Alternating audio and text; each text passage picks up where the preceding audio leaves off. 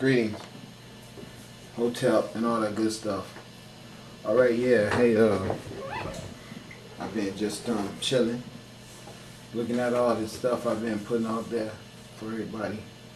I want you to know that this stuff is coming from God, straight through me to you from God. I say a lot of bizarre stuff, I'm sure. Things I don't even want to say sometimes, but that spirit be inside of me and it just say it. So understand that the most important thing that you're going to have to deal with is the fact that I am nothing but a speaker, and the energy that comes through me is coming from the person that's controlling the music that's being pushed through the speaker, and that's your universal creator. Now you can't lose track of that. You have to stay involved with the knowledge of that, or you're going to miss the whole point and sit up and be hating me, my personification, instead of paying attention to the knowledge and the truth about your circumstances on this planet that I'm bringing to you. That's all you should be looking at, is the fact that everything I say to you, as dirty and filthy and undesirable as it may be for you to be having to ingest it, it is that it is, and I am that I am. I'm not going to go away. It's just that simple. This is a divine ordainment by the universe that's going down, and the ignorance of man on this earth is trying to stagnate it, and it's going to cost you dearly. Now understand that. Alright, when I was in Detroit, Michigan, years ago, when I was like about 20 years old, I used to live in a place called the Hermit Gardens on Joy Road in Southfield, I think it was. And on the other side, it was Tireman in Southfield. It was a real high-paced, dilapidated system of project living where it was so cutthroat and so much corruption and so much deprivation. It was just one of the worst circumstances of living that I have ever been exposed to, but we all managed. Being the crafty, brilliant people that we are, with hopes and dreams of tomorrow being better, we all just got through with what little portions and rations we had and did our best. And a lot of times we were victimized by a corrupt society that made us target each other as being the cause of our decadence without having knowledge. We murder and kill each other because we see that happen so common all around us, and it's like, okay, this person should be shot, and that's because we're not showing no type of demonstrations of no, this person should not be shot. Okay, that's the reason why people don't hesitate to see privilege to kill a person. The human life is so valueless. I mean, we've been so depriced and stepped down to the state of nothingness that we even see that nothingness in ourselves. So now what's going on is that, as I said before, the universal creator has put me through a lot of experiences to share with you, so I could be able to be the person that I am today. One of the experiences that I was fortunate to have when I was living in Detroit in the Hermit Gardens was I met this guy. This guy was, his name was Lot. He spelled it L-O-T-T, just like the characteristics of the guy Lot in the Bible. He had a lot of those characteristics. This guy had been married to a white lady. He was a melanated man. He was like about 6 feet tall. He was really strong guy. He was built really good. He was like about, I guess, 50, 53 years old, but he was well preserved, and he was very psychotic, quick to violence if you provoked him. Otherwise, he was a very friendly, educated man who I really found a lot of pleasure in having conversations with. He always would talk to me. I was a young kid, but he like, it was something about me where every time he said, young brother, come here. And you know, he was an old man to me, and I was 21, but I was raised by my mother and my grandmother to respect seniors. And a lot of times I wouldn't want to talk to him, not because there was anything wrong with him, but just because the knowledge he was dropping to me was in opposition to Christianity, and I had been raised to be a Christian, all right? But it was something that he kept, it was all intriguing. Whenever he wanted to talk to me, I would listen. So he started telling me about the Nation of Islam and Muslims, and he started talking to me about Elijah Muhammad. At that time, I was living, like I said, in a family that was all Christians. Okay, so these names to me, even Minister Farrakhan, Malcolm X, all this stuff he was talking to me about. I knew about Malcolm X, but that was about as deep as it went. And I did know about the Nation of Islam and all that. But I wasn't avid at reading any of their literature or trying to be involved with them, because I would have been frowned on and seriously badgered by my family if they ever knew that I had, you know, any thoughts of getting away from Jesus, okay? But anyway, this guy kept talking to me. Then I ended up going to his house. I used to smoke marijuana with him because I was smoking marijuana then too, at 21. He used to smoke marijuana a lot.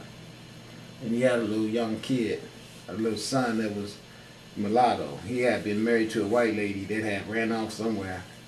And he had his son. I can't say she had left him with his son. That'd be inappropriate. He just was fortunate enough that when she ran off, he remained in custody of his son, which is the natural way to say that. She didn't run off and leave him with a child out of his his. A woman can run off and leave a child with someone if it's not the biological parent, and then she still didn't leave it with someone. She left it with someone who she knew. So we got to watch what we say in this world, you know, because we've been set up for failure by the information we're being given, and you can tell the information a person being given by what they say out of their mouth. But anyway, Lot started talking to me about the Nation of Islam, and he started talking to me about the book, A Message to the Black Man. He even had the book. So he started reading it to me, and he started telling me some stuff that I thought Elijah Muhammad was a damn fool. I'm not gonna lie to you, I really did. And that's the reason why I'm sitting here telling you all this stuff, because I know a lot of you guys, even though you see this shit, you still believe that I'm a damn fool. But I want you to find out how long this information has been around. Do you not know that this information that I'm getting ready to show you guys about is older than the white race? They hid this information from us so they can enslave us. They all know exactly what's going on. That's the reason why the minute anybody say they see spaceships, the first thing they're going to do is be the ones to come out and say, no, you don't. No, you do not see your mothership coming back to get in our ass. Please tell me this is not true. Because, you know, they knew it was existing, but they was thinking, well, true or not, we will enslave the niggers, and, yeah, the Pope will help, yeah, I'll help, yeah. Okay, so let's go on and check this out so you guys can see what I'm talking about, alright? Hope you enjoy it. Peace and blessings.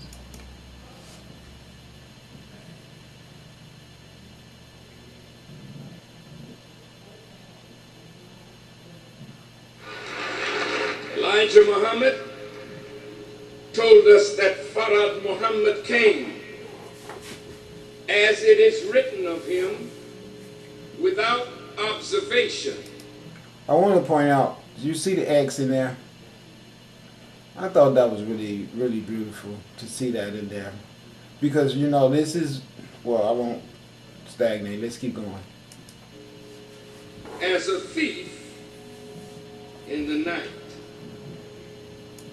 That's what I told them white people here in Vancouver that kept accusing me of stealing. I said, I come here, the Son of Man, Son of God. They call it Son of Man on earth, but I don't call myself Son of Man. I call myself the Son of the Son, and I call the Son God, so I'm the Son of God.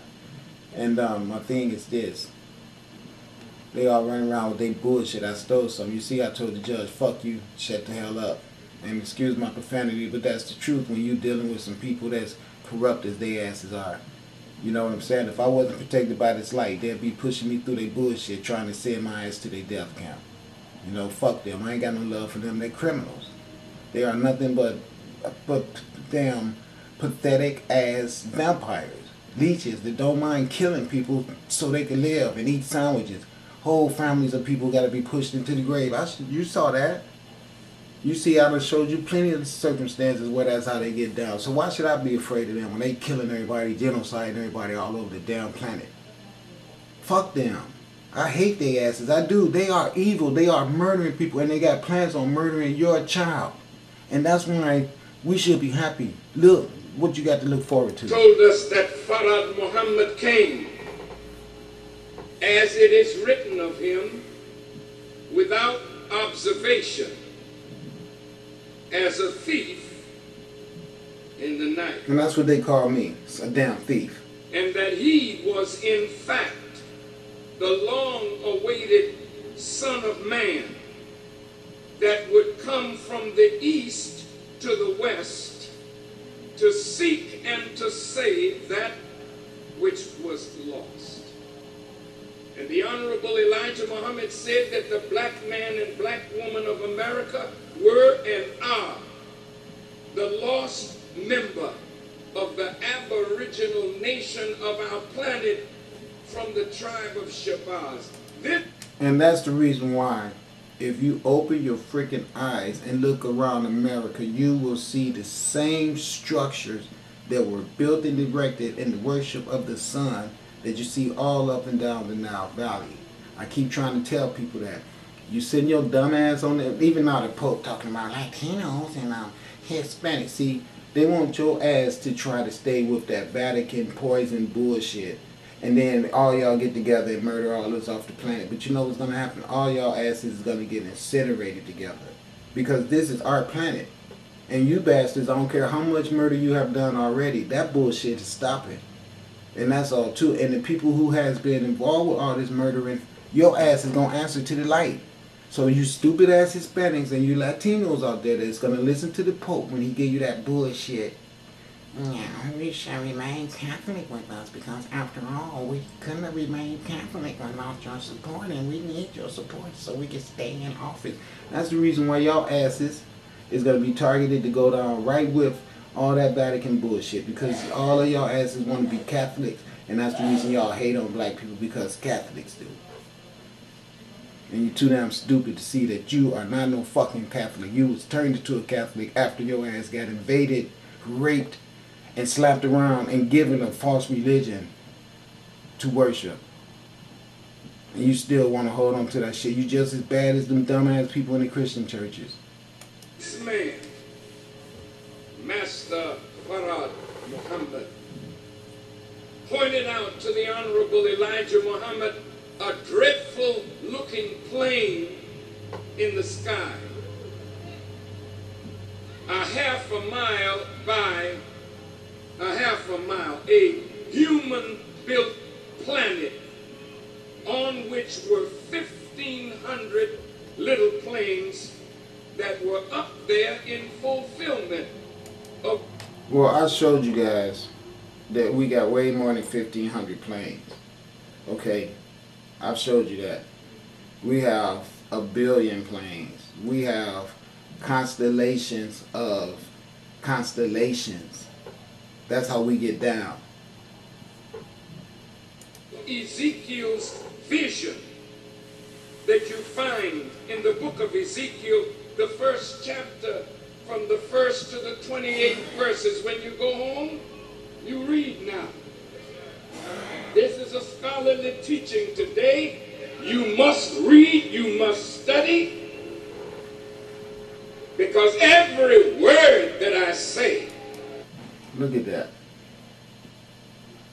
That's a cloud formation that somebody took a picture of. They made that in the sky. Now you've seen me get down with all those X's that the camera made for me. Oh, don't worry, before this is over with, we're going to go find all that. You ain't got to worry. I mean, you don't. Believe that. You will meet it shortly. Ezekiel had a vision of a wheel within a wheel, a cloud by day, and a pillar of fire by night.